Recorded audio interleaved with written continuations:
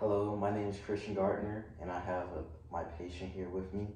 Her name is Cam, and I'll be talking about my elbow condition, Olecranon Bursitis. And it's a condition which there is an inflammation in the bursa overlying the olecranon process at the proximal aspect of the ulna, that which is basically right here. And the location of the injury is superficial of the bursa between the ulna and the skin. So right here between the ulna and the skin right here. And the mechanism of the injury can be caused by acute or repetitive trauma to the area. And signs and symptoms can be swelling. It can be pressure to the can be painful when you press pressure or touching on the area. It can be mildly tender, and it might appear red and also feel warm in the area, and also it can cause a slight lack of range of motion when moving the elbow. First, I will go through history questions with my patient, asking her a few questions. Number one would be, what happened? I work in a daycare, and I was walking through a baby gate that we had up, and I fell. Okay. And landed on my elbow. Okay. And have you ever had any injuries happen to the upper extremity or any other injuries? Have this injury occurred before? No. Have you ever had any other issues with the other elbow or the same elbow? No. No.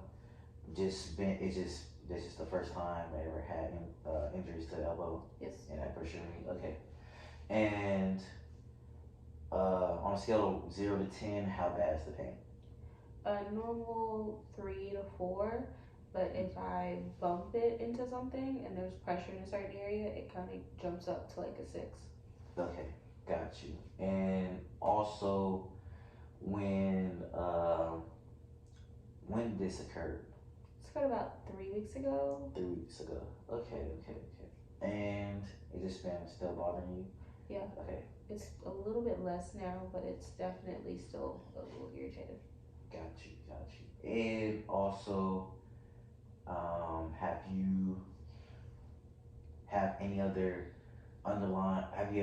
do you have any underlying medical conditions? Yes. Okay, and do you take medication for those Yes. underlying conditions? Okay, got you. And do you ever experience any swelling of any extremities, including the upper extremity, when you take those medications or in your daily diet, or? No. Okay.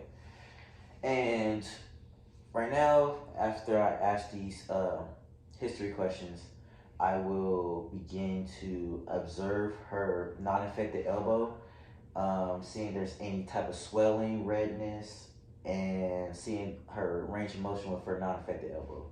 So I have her like flex her elbow, extend it out, seeing there any type of redness or swelling. There's none, and then I'll just compare it to the affected elbow, and I'll just look at the range of motion. I'll also look at her swellingness, if there's any redness, if there's any swelling there, and look at her range of motion when she flexes back out or stands back out. I'm sorry. And then after that, I'll put that there, and there is a slight swellingness, and there is a little bit of redness on her affected elbow compared to her non-affected elbow. And just for this imaginary, there is a slight decrease in range of motion in her affected elbow than the non-affected elbow. So then I will go ahead and palpate the non-affected elbow just to see and compare to checking for all the swellingness. If there's no swellingness, good. palpating, making sure there's any type of deformities, any type of open wounds, any type of tenderness, any type of swelling in the area. Checking for any fractures, none. And now I'll move over to the to the affected area. Checking for any open wounds, swelling. There is slight tenderness. The area might feel warm to the touch. There's redness. There seem like there's no deformities. There's no open wounds. There's no fractures. It's just swelling and then a little bit of tenderness to the touch. After doing the palpation, we move over to special tests, which there's really no special test other than palpation and observing. Palpating to see if there's any tenderness, palpating for the swelling, and observing the swelling and redness of the area. Now you can go ahead and special tests can be x-rays and MRIs, but usually you'll send them to the x-ray or MRI if their injury is severe and it's not getting better in the next like 3 to 4 weeks. You want to x-ray and see if the bursa sac needs to be replaced or needs to be repaired, etc. And also if the bursa sac is in a proper location as well. With treatment care, there also is treatment care. It's a non-surgical way, and also there is a surgical way. Non-surgical way, we can go ahead and apply ice on the area. We can tell our patient to apply ice for at least 3 times a day for 20 minutes for 5 days of the week. And just to kind of just make sure, or just 5 to 7 days of the week.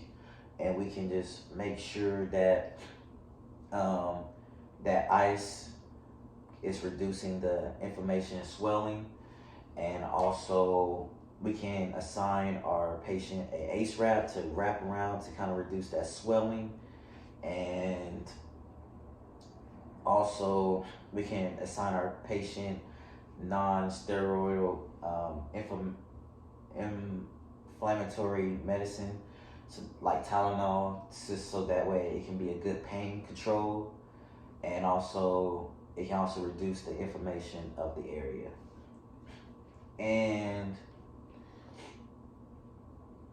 we can also tell a patient that, just rest the elbow, let it just relax, and also to do constant motions just throughout the day.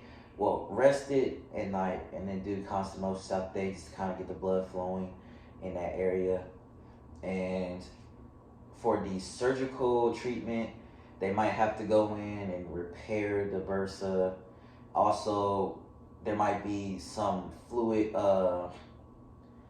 they might take out fluid so that way, because all the swellingness might build up fluid, and so they might poke the area and allow the fluid to escape, so that way it can increase range of motion and decrease pain.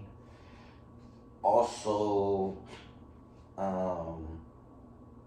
most times, since she works in a daycare for return to play, we can assign her, give her an elbow pad, so that way if there's any type of touching or any type of impact that she might face, to where it will reduce the impact in touching of other objects or people touching or impacting that area as it heals.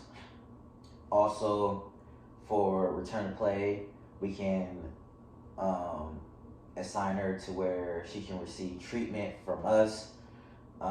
We can help her with modalities like icing, heat pads, help with pain management with the E-stim machine.